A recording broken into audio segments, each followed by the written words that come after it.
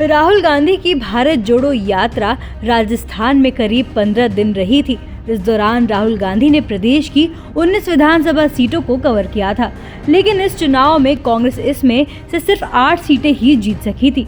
इससे पहले 2018 की बात करें तो विधानसभा चुनाव में कांग्रेस ने 13 सीटें जीती थी, यानी कांग्रेस को यहां 5 सीटों का नुकसान हुआ था। अब इस बार की बात करें तो कांग्रेस नेता राहुल गांधी की भारत जोड़ो न्याय यात्रा जारी है। राहुल की यात्रा फिलहाल नागालैंड से गुजर रही है।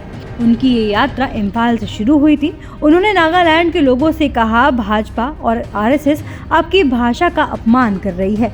मुझे शर्म आती है कि पीएम ने 9 साल पहले नागा समुदाय से जो वादा किया था उसे पूरा नहीं किया। And I'd also like to speak about the Naga Accord that the Prime Minister had committed to 9 years ago. Rahul Gandhi ने अपने भाषण में ये भी कहा कि जब मैं यहाँ भाषण देना चला तो कहा गया कि यहाँ के लोग इंग्लिश समझते हैं।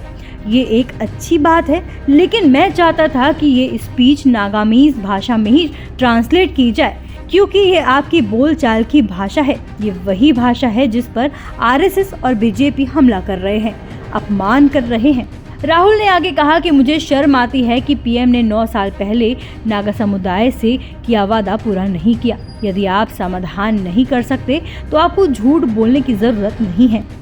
दरअसल 2024 चुनाव से ठीक पहले राहुल गांधी ने भारत जोड़ो न्याय यात्रा का ऐलान एक बार फिर से कर दिया है। फिर पार्टी को मजबूत करने की कोशिश की है। ये न्याय यात्रा 20 मार्च तक चलेगी और 15 राज्यों में करीब 6,700 किलोमीटर की दूरी तय करेगी।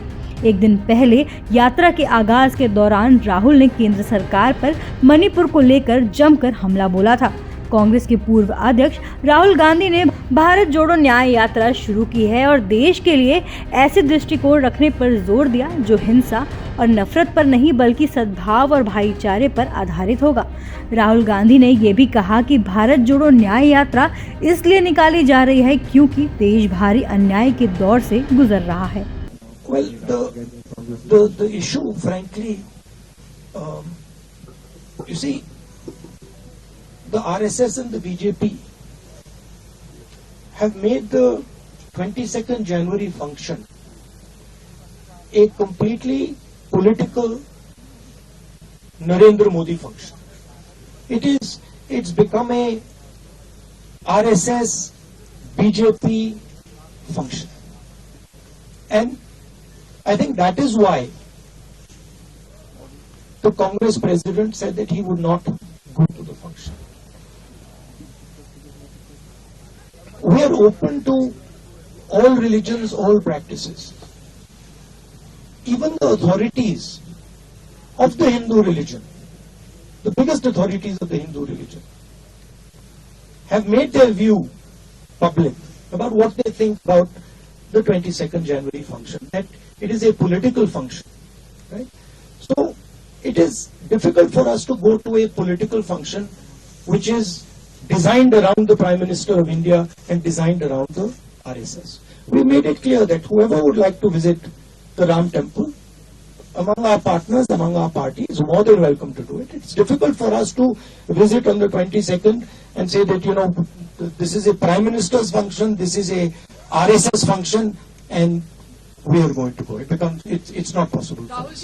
यात्रा की शुरुआत के मौके पर आयोजित जनसभा में बड़ी संख्या में महिला और युवा शामिल हुए थे। बहुजन समाज पार्टी से निलंबित सांसद दानिश अली भी इस यात्रा का हिस्सा बने हैं। कांग्रेस का कहना है कि लोकसभा चुनाव से पहले निकाली जा रही ये यात्रा 67 दिनों में 15 राज्यों और 110 जिलों से होकर गुजरेगी। कांग्रेस के पूर्व अध्यक्ष राहुल गांधी ने 7 सितंबर 2022 से 30 जनवरी 2023 तक कन्याकुमारी से कश्मीर तक भारत जोड़ो यात्रा निकाली थी। उनकी 136 दिन की इस पद यात्रा में 12 राज्यों और 2 केंद्र शासित प्रदेशों के 76 लोकसभा क्षेत्रों से गुजरते हुए 4081 किलोमीटर की दूरी तय की थी। ऐसे ही देश दुनिया की तमाम अपडेट्स के लिए देखते रहें समय डिजिटल। वीडियो को लाइक करें, दोस्तों के साथ शेयर करें और चैनल को सब्सक्राइब करना बिल्कुल ना भूलें।